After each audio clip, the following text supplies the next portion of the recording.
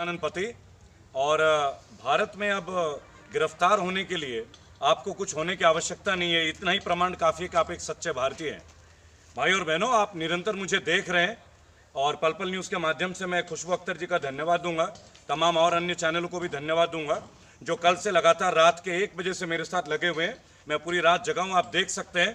और भाइयों, मैंने बोला था मैं मेरठ आऊँगा और मैं मेरठ में हूँ। मैं उन लोगों में नहीं जो मंच छोड़ के भाग जाऊँ। दोस्तों, मैंने हमारे देश की एक वीर बेटी का कहानी उठाया था, एक किस्सा उठाया था। वो किस्सा जो दर्द से भरा है। मेरे साथ जो बहन खड़ी है, आपकी बेटी खड़ी, वो गरिमा चौधरी है। और इनके साथ जो नाइंसाफ़ी है, इनके 2 छोटे मासूम बच्चे, इनकी लड़ाई के लिए मैं मेरठ आया था अगस्त महीने में। इनके साथ इनके जो हस्बैंड है अमित कुमार चौधरी, उन्होंने इनको मैरिज होते हुए भी पराई औरत के साथ वो रहते हैं और अपने सारे बच्चे छोड़ के वो इनको दर बदर भटकने के लिए छोड़ दिया। बहुत तरह के ताने इनके साथ हुए। आप देख रहे हैं भारतवर्ष में हर जगह हमारी बेटियों को किस तरह प्रताड़ित किया जा रहा है। ताजा उदाहरण बिहार का देख लीजिए। 15 दिन तक हमारी बेटी जो है, जो जलाई गई और वो मृत्यु को प्राप्त हुई, इस तरीके से कि इलेक्शन के दौरान ये नाम तक नहीं उठाया गया। आप सब देख रहे हैं, आपने बलरामपुर कांड देखा, आपने हाथरस कांड देखा। लेकिन मैं इस वीडियो के माध्यम से मैं एक बात कह देना चाहूँगा, गरिमा चौधरी के साथ ये मैं नाइंसाफ़ी नहीं होने दूंगा। मैं रेबल हूँ, मैं अपने भाई अपने बहनों के लिए तत्पर खड़ा हूँ, निरंतर खड़ा हूँ। दोस्तों, मैं इस बेटी के लिए बहुत दिन से प्रयासरत था कि इसे इंसाफ दिलाया जाए। माननीय कोर्ट ने इनके पति को आदेश दिया कि इन्हें मेंटेनेंस का पैसा दिया जाए, आज तक उन्होंने नहीं दिया। वो वक्त पे कोर्ट पे नहीं आते। जब हमने अगस्त में एक वीडियो बनाया, और आप जानते हैं मैं कभी भी असंवैधानिक भाषा का प्रयोग नहीं करता, मैं अपने तमाम फॉलोअर, 11 करोड़ से ज़्यादा फॉलोअर्स, उन सब से गुजारिश करूंगा, चाहे हम पे कोई जितनी भी छीटाकसी करे, कोई भी बीजेपी या किसी भी अन्य नेता के बारे में पर्सनल टिप्पणी ना करे, कोई भी गाली गलौज का ना करे, जो कि आप कभी भी नहीं करते। दोस्तों, मैं एक बात बताना चाहूँगा, जब मैंने ये युद्ध स्तर पर शुरू किया था, मुझे मेरठ में मंच दिया माननीय शिवलाल जी ने। मैं आपको बताना चाहूँगा, प्रसपा, प्रगतिशील समाजवादी पार्टी, शिवपाल यादव जी की पूरी टीम ने हमें तन मन धन से हर तरीके से सपोर्ट किया। उन्होंने हमें मंच दिया इस बेटी को इंसाफ दिलाने के लिए। प्रदेश अध्यक्ष जीतू नागपाल जी, मेरे साथ प्रदेश प्रवक्ता शैंकी वर्मा जी, और इन्होंने बहुत अच्छी तरीके से, हमें 1 मिनट नहीं लगा था, केवल हमने एक कॉल किया था कि आपके शहर का मसला है और एक बेटी के न्याय का फैसला है, आप इसमें हमारा सहयोग दीजिए। और उन्होंने तत्पर, मैं इसके लिए आप लोगों को धन्यवाद देना चाहूंगा। शैंकी जी, आपसे, जीतू जी, विशेष तौर पर आपकी पूरी टीम को। मेरे साथ विभिन्न संगठनों के लोग हैं, और आप जानते हैं कि आजकल जो भी अन्याय के विरुद्ध आवाज उठाता है, उसके साथ क्या करा जाता है आप बेहतर समझते हैं। कभी UAPA, अब देखिए कल रात सेक्शन 147, 504, 506 बेलेबल ऑफेंसेस 7 साल की कम की जो सजाएं होती हैं, कोरोना एक्ट में इन्हें जेल में भी नहीं रखा जा रहा है। आप जानते हैं मैडम, आप तो खुद एक अच्छे वरिष्ठ पत्रकार हैं, आप इस चीज से वाकिफ होंगे। लेकिन रात के 11:30 बजे ना मुझे कोई सूचना, मेरे ऊपर ये मुकदमा क्यों दर्ज किया गया, बलवा का जो मुकदमा होता है 147, 504, वो इसलिए कि मैंने इस बेटी के लिए आवाज उठाई। ये मेरे कोई ब्लड रिलेशन की नहीं है, मैं बंगाल से हूँ, जाति से ये जाट है और मैं ब्राह्मण हूँ। आप इसी से अंदाज लगाएं हमारे देश की जो एक अनूठी चीज है, वासुदेव कुटुंबकम। आप देखिए, जीतू नागपाल जी सरदार हैं, और मैं आपको बताऊंगा पूरा भारत यही है। एक दूसरे के दुख दर्द के लिए हम सब एक होते हैं, एकत्रित होते हैं। लेकिन आज हम अगर दुख दर्द भी बांटे तो हम पे मुकदमे दायर होते हैं। जी, कल आपके साथ बदतमीजी भी हुई, आपको क्रिमिनल भी बोला गया, सारी बातें भी की गई। आज भी आप यहाँ मौजूद हैं, लेकिन मैं ये जानना चाहूँगी, जो तमाम लोग हमें लाइव देख रहे हैं, वो ये जानना चाहते हैं कि जब आप यहाँ पर आए, जो बदतमीजी की गई थी, उसके लिए आप लोगों ने क्या एक्शन लिए या क्या एक्शन लेने की तैयारी में है? देखिए, सर्वप्रथम इस केस की पृष्ठभूमि आपको बता दूं। मेरे साथ जो देश की बहादुर बेटी है गरिमा चौधरी, आज 27 2 मासूम बच्चे इनके, बराबर, और उनके साथ इनजस्टिस है। इनके पति ने इन्हें किसी हाल का नहीं छोड़ा। इनके पिता खुद उत्तर प्रदेश पुलिस में कार्यरत थे और इस सदमे को झेल नहीं पाए और मृत्यु को, अकाल मृत्यु को प्राप्त हुए। और वही पुलिस जब रात के 11:30 बजे मुझे क्रिमिनल्स के दृष्टिकोण से बोलती है, आपने मंच पे सुना होगा, आपने शायद कभी भी CRPC IPC में ये नहीं सुना होगा, माननीय सुप्रीम कोर्ट ये कहती है कि अगर आपके ऊपर कोई FIR दर्ज होती है तो आप आरोपित होते हैं। केवल माननीय अदालत जब आपको निस्तारण करती है चार्जशीट फाइनल होने के बाद, तब आपको क्रिमिनल कहा जा सकता है। मुझे तो नोटिस भी नहीं मिला, लेकिन जो व्यक्ति मेरे पास आए, आप देख सकते हैं वीडियो में उन्होंने 4 से 5 बार लगातार बोला यू आर अ क्रिमिनल। अब आप ये समझ लें, अगर पुलिस जुडिशरी को एक्सेप्ट ना करे, अगर सीआरपीसी को फॉलो ना करे, तो देश में कानून व्यवस्था की क्या हाल होगा। मैं समझ सकता हूं, शायद उत्तर प्रदेश पुलिस पे भी बहुत प्रशासन का प्रेशर रहा होगा। मैं उस व्यक्ति के प्रति कोई ज़्यादा पर्सनल कोई फीलिंग नहीं रखता, क्योंकि मैं एक एक्टिविस्ट हूं और आक्रोश जो है हमेशा प्रशासन ही हमारे खिलाफ करती है, लेकिन मोहब्बत जनता का हमें बरकरार है आप लोगों के विभिन्न मंचों के द्वारा। तो मेरा आपसे एक सवाल ये भी है कि आपको जानबूझ के टारगेट बनाया जा रहा है, क्योंकि आप आम लोगों की आवाज़ उठा रहे हैं और लाखों लोग आपको लाइव जुड़ते हैं, आपकी बात सुनते हैं, आपके पक्ष को समझते हैं, क्योंकि आप गालियां नहीं देते, आप किसी को टारगेट नहीं करते।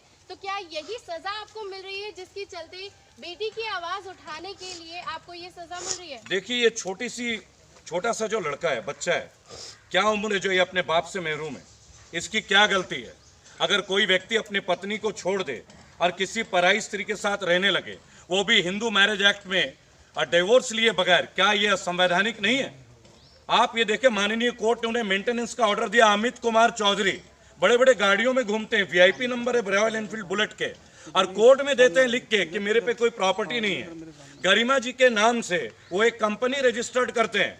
अभी तो मैं माननीय एसीपी साहब बिश्नोई जी से रिक्वेस्ट करूंगा कि जिस कंपनी में इनका पैन कार्ड का इस्तेमाल किया गया, उस कंपनी की डिटेल, क्या गरिमा आप चाहेंगे ये चीज़ हो आपके साथ? आप पूछ सकती हैं एक बार। गरिमा, मैं जानना चाहूँगी कि क्या, क्योंकि अभी कल रात से जो भी हुआ उसके बाद लोग जानना चाहते हैं कि गरिमा खुद अपने बारे में जनता को बताए, क्योंकि इस वक्त हम सब करीब 11 करोड़ से ज़्यादा लोग आपको लाइव देख रहे हैं। मैं चाहती हूँ कि आप बताएं कि क्या हुआ है। मैम, मेरे 2 बच्चे हैं। मेरे हस्बैंड अमित कुमार चौधरी ने किसी और लड़की के चलते हुए मुझे और मेरे बच्चों को दोनों को छोड़ रखा है। मैंने कोर्ट ने मेंटेनेंस का ऑर्डर किया, 1 साल से ज़्यादा हो गया है, वो उन्होंने मुझे मेंटेनेंस भी नहीं कितना रकम है वो भी बता दीजिए। 10,000 पर मंथ मेंटेनेंस कोर्ट ने ऑर्डर किया है, वो भी नहीं दिया है। 1 साल से ऊपर हो गया है। आप ही बताइए, मैं इन 2 छोटे बच्चों को कैसे पालूँ? आपके पिताजी के बारे में भी हम लोगों जी। को पता मैम, मेरे पिताजी की 1 साल पहले डेथ हो गई, इसी सदमे के चलते हुए कि मैं अपने 2 बच्चे लेके अपने मायके में रह रही हूँ। 3 साल हो गए मैम मुझे मायके में रहते हुए, 4थी साल चल रही है, लेकिन उन लोगों की तरफ से कोई बात नहीं है। गरिमा, ये नहीं पूछना चाहिए, लेकिन क्या वजह रही कि आपको वो छोड़ना पड़ा? हमने सुना कि उन्होंने दूसरे, वो पराई स्त्री के साथ है। क्या सिचुएशन रही? क्या एक पूरा माहौल क्रिएट हुआ कि आपको घर वापस आना पड़ा? मैम, मुझे धक्के मार पीट करके 5 लाख रुपए एक्स्ट्रा मांग करके घर से बाहर निकाल दिया दोनों बच्चों को। मैं घायल अवस्था में अपने घर बस से पहुंची, मेडिकल रिपोर्ट तब जाके मैंने दनकौर मेडिकल कराया और तब FIR महिला थाने में सेक्टर 39 में दर्ज कराई। पुलिस का क्या सहयोग है? पुलिस का मैम कोई सहयोग नहीं है। आप बोल सकती है, डरने का शर्म आ रही है मुझे कहते हुए, लेकिन पुलिस का कोई सहयोग नहीं है। आपके जो पिता भी मेरे साथ जी होता है, जी। उसी पे एलिगेशन लगा दिए जाते हैं। देखिए खुशबू जी, मैं एक बात बोलूँगा, अगर किसी नॉर्मल सिविलियन के साथ ये बात हो तो समझ में आती है। ये खुद एक पुलिस के अधिकारी की बेटी और इनके पिता दिवंगत हैं, शहीद हैं। इस सदमे को लेके 90 साल के एक व्यक्ति की डेथ हो जाती है, हार्ट के पेशेंट हो जाते हैं, जिसकी बेटी घर में बैठ जाए 2-2 बच्चों को लेके, और जो लोग बड़े घर में रहते हैं, XUV गाड़ी में चलते हैं, ये सारी डॉक्यूमेंटेड है, कोई अनडॉक्यूमेंटेड चीज़ नहीं है। और जो भी इनकी आवाज़ उठाता है उनके ऊपर मुकदमे दर्ज होते हैं। मुझे 28 तारीख को बुलाया गया गवाही के लिए। आप ये सोचिए, 147, 504, 506 के लिए मुझे बुलाया जा रहा है स्टेटमेंट के लिए। यहाँ रेपिस्ट, यहाँ मर्डर्स सड़कों में घूम रहे हैं, उनकी कोई सुध बुध नहीं है। आप देखिए, लूटस की जो सरकार है, 15-15 दिन तक एक बेटी बिहार में जल के उसे पेट्रोल से जला दिया जाता है, बलात्कार का प्रयास किया जाता है और उसकी मृत्यु होती है, वो गिरफ्तारी नहीं होती। और वो व्यक्ति जो आप लोगों की आवाज के लिए गली नहर में आता है, उसके घर में रात 11:30 बजे इस तरीके का दृष्टिकोण होता है। और जो बाकायदा कानून को हमेशा अपना मानता हो, जो संविधान में यकीन रखता हो, आप मेरे किसी भी वीडियो को देख लें, ये 147 बलवा। मैं इस वीडियो के माध्यम से पुलिस के अधिकारियों से एक दरख्वास्त करूंगा कि मेरे फेसबुक के अगस्त के उस वीडियो को आप देखेंगे जरूर। जो 6 लोग मौजूद होते हैं, क्या हमने कोई अपशब्द का इस्तेमाल किया है? क्या हमने किसी को उग्र किया है? अगर है तो वो प्रूफ हमें दिया जाए, और अगर नहीं है तो संवैधानिक तौर पे आप माफी मांगे।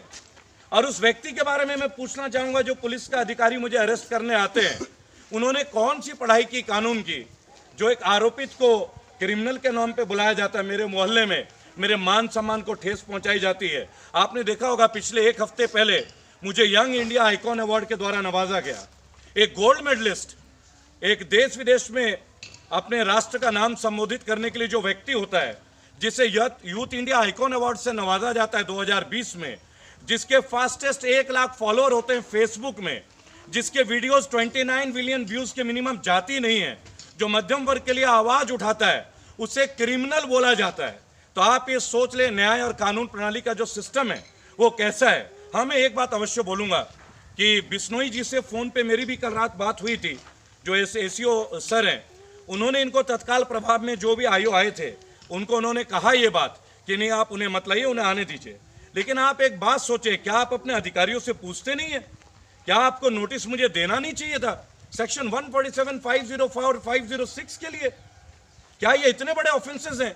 हमने तो एक वीडियो बनाई, आपने क्या किया?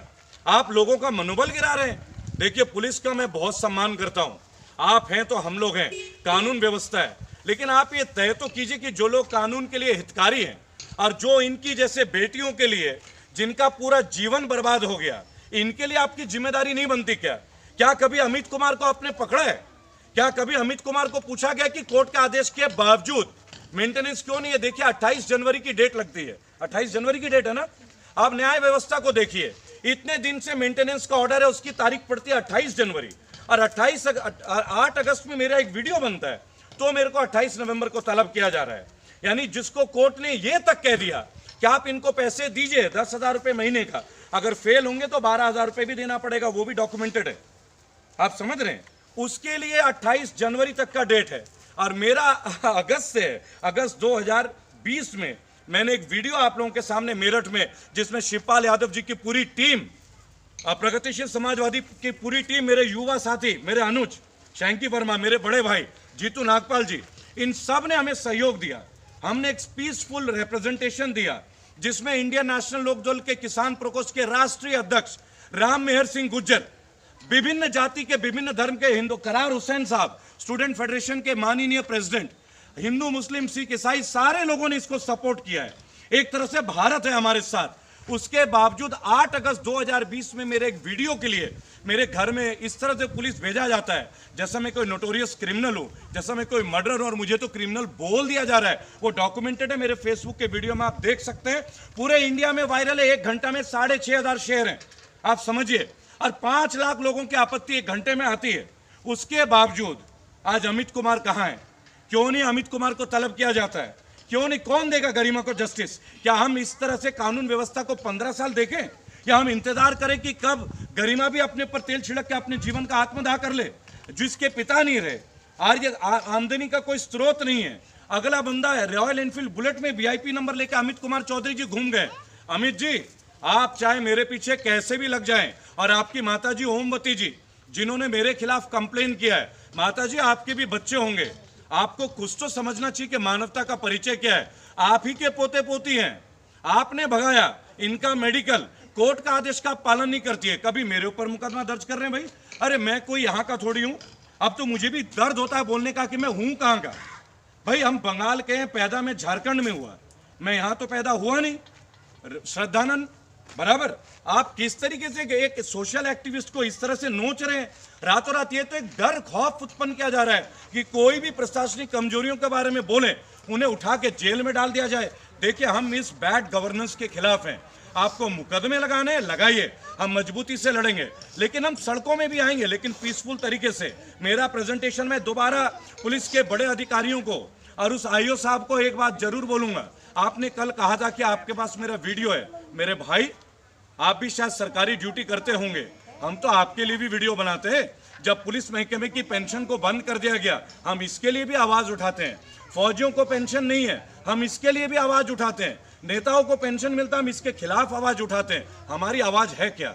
और अगर आप हम जैसे लोगों के साथ इस तरह का पेश आओगे तो भी चलेगा। इस लड़की को इंसाफ आप क्यों नहीं दिलाते? आप पुलिस महकमे से हैं, कभी आपने अमित कुमार चौधरी को अंदर किया है? कोर्ट के आदेश का अवहेलना देखिए, 28 जनवरी तक का टाइम। एक आप समझ सकते, हम नवंबर में, दिसंबर, फिर जनवरी, लगभग 2.5 महीने तो है ही। 2.5 महीने इनका घर कौन पालेगा? पिछले 1 साल से कौन देख रहा है? हम अपने फाउंडेशन से मदद करते हैं, हम करते हैं। रेबल फाउंडेशन शिवपाल यादव जी की पार्टी प्रबुद्धता की तरह करती है। देखिए, ये राजनीतिक विषय नहीं है। मेरे ख्याल से जीतू जी आप ये समझते होंगे बहन बेटी का मसला राजनीतिक नहीं हो सकता। मैं स्वयं एक बेटी का बाप हूं। ये सोच के रोंगटे खड़े हो जाते हैं जब किसी बेटी के साथ अत्याचार होता है। बेटी चाहे जिस घर की हो, जिस रिलीजन की हो, मेरे लिए वो मेरी बहन है। रेबल हूं, बागी हूं, लास्ट तक बागी रहूंगा। जो करना आप कीजिए, मैं कानूनन चलूंगा। मैंने कानून का उल्लंघन आज तक नहीं किया। I am an educated man. But आपको एक बात मैं अवश्य बोलूंगा, आप जिस तरीके से गैर कानूनी तरीके से कानून की वेशभूषा पहन के हमारे साथ कर रहे हैं, ये सिस्टम आप नहीं चलेगा। वो दिन दूर नहीं जब लोग आपके पास, आपके दफ्तर में आके आपसे आंख से आंख मिला के आपसे बात करेंगे। ये रेबल फाउंडेशन का वादा है आपसे। बिल्कुल। तो पूरा मामला आपने जाना, क्या वीडियो बनाया गया, विक्टिम हमारे साथ मौजूद है। सत्ता की अगर बात करें तो सत्ता पूरी तरह से बेटी खुशबू जी, के हक में मैं बात करने एक बार के आपका लिए- 2 मिनट लूंगा। इस पूरे मूवमेंट में शिवपाल यादव जी की कोर टीम ने, स्टूडेंट फेडरेशन की कोर टीम ने मुझे बहुत ताकत दी, बहुत शक्ति दी इस युद्ध स्तर की लड़ाई में। मैं चाहूंगा कि शैंकी जी के 2 बोल आप इनके वो लीजिए, क्योंकि मेरठ से हैं, मैं मेरठ से हूं नहीं। इन्होंने मेरठ में हमें स्टैंड लिया। ये होता है भारत की अखंडता। और मेरी उसी दिन बात हुई थी जिस दिन मेरी वीडियो थी। उससे पहले मेरी इनसे आज तक कभी बात नहीं है। ऑफिशियल बात मैं कैमरे में बोल रहा हूँ, टेलीफोन चेक करा देना। मैं चाहूंगा कि आप शैंकी जी का एक वर्जन जरूर सुने जब इन्होंने जी यहाँ पर आप ग्राउंड लेवल पर काम करते हैं, गरिमा के केस को आपने करीब से देखा है। इस वक्त तमाम लोग आपको लाइव सुन रहे हैं, क्या क्या परेशानियां आई और कैसे आपने इस मसले को डील किया है अब तक? मैडम, मैं आपको बतला दूं कि जो पुलिस प्रशासन मुकदमे कर श्रद्धानंद भाई की आवाज़ दबाना चाह रहा है, तो मैं बता दूं कि आप मुकदमे कर लो 10,000, हम लड़ेंगे बार बार। क्या बात। और यदि ऐसे बहनों को न्याय दिलाने के लिए सड़कों पे उतरना यदि अपराध है, तो ऐसे अपराध हम रेगुलर करेंगे। हम लोग सड़कों पे उतरेंगे। अगर हम इसे कोई हमें पागल कहता है, अपराधी कहता है, तो हम पागल बहुत अच्छे हैं, अपराधी बहुत अच्छे हैं। आप चाहो जेल में डाल दो, जहाँ चाहो वहाँ डाल दो। हम अपनी बहनों के लिए, श्रद्धानंद भाई, जीतू भाई, हमारे मनोज भाई, करार भाई, हम सब लोग मिलकर खड़े रहेंगे। हमें इससे कोई नहीं रोक सकता। ये हमारा लोकतांत्रिक अधिकार है। हम सड़कों पर भी उतरेंगे। और यदि श्रद्धानंद को दबाया जाएगा तो ऐसे श्रद्धानंद, आप एक को दबाओगे, शैंकी श्रद्धानंद बन जाएगा, जीतू श्रद्धानंद बन जाएगा, और ऐसे श्रद्धानंद रेगुलर सड़कों पर आते रहेंगे। ये आवाज़ कोई दबा नहीं सकता।